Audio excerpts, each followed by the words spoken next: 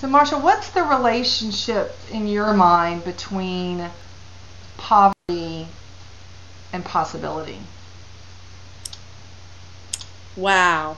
Nobody's ever asked me that question before. And when I think of poverty, I think of the kind of poverty I'm used to dealing with in my work, which is a lack of basic resources, of not having your basic human needs met. Mm. But there's a different kind of poverty that people suffer from, which is a lack of experiencing the abundance that is around them all the time. And so it's interesting because I could think about that in two ways. Dining for Women is working to decrease poverty, of which women and girls suffer the most. 75% of all people who live on $1 a day are women and girls. Mind-boggling.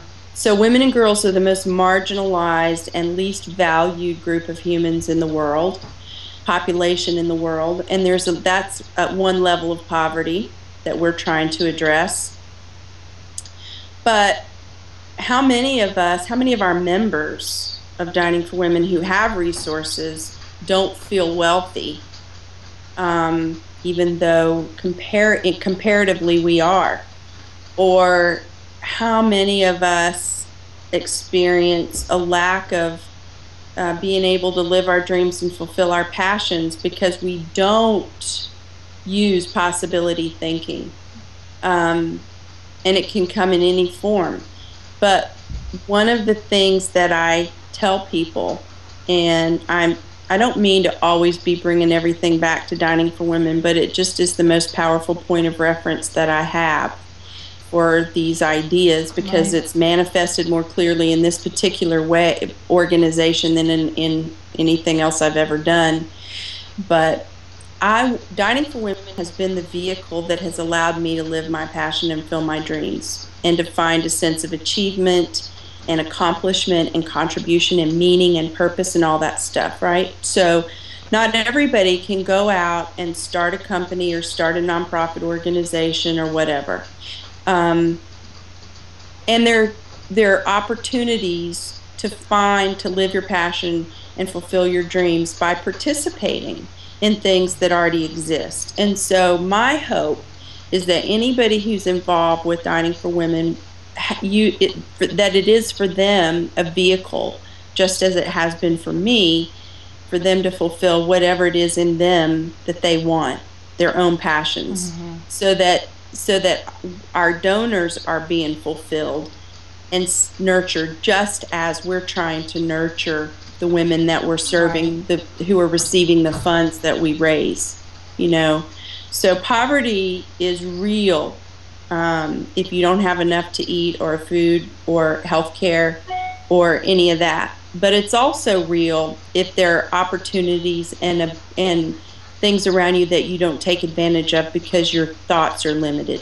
Mm-hmm.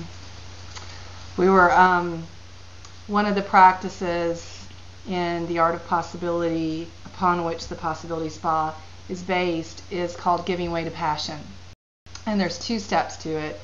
And the first step is recognizing where you're holding back, and which tends to be where that's where the limiting voices come in, and are very complicated to let go of, but it's recognizing where they are and finding a way to let go. And then the second piece is the word you said a minute ago.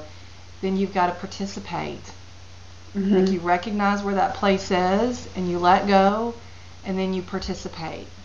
And when you can do that, when you can participate in the abundance that's out there, it's just like that feeling is so great, and all of a sudden those limits they're gone in that moment. They're just gone.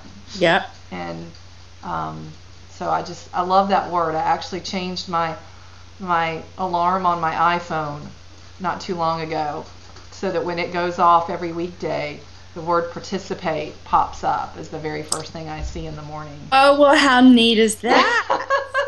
It helps, because it's like, okay, that's a reminder about who I want to be today. Yeah. So, yeah.